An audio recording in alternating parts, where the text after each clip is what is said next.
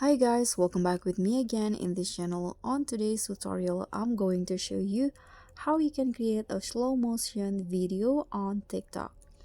So you can start by opening your TikTok apps on your phone and then just prepare a video or shoot it directly on TikTok camera.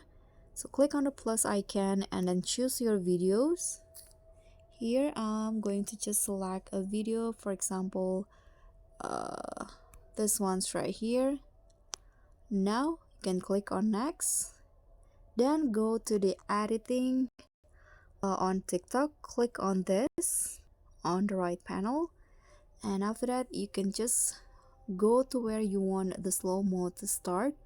For example, I'm going to start here, click on the video and split. So now the video has been split into two, and for the second part I'm going to make it as a slow motion video. Click on it and go to speed. Now just swipe the speed these circles right here to the left to make the video slower.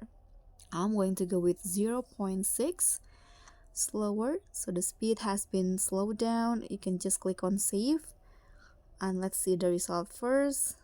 So this is normal speed and this is the slow-mo. So that's all from me. Thank you so much for watching. Don't forget to like, comment and subscribe. Also click on the thanks. Bye.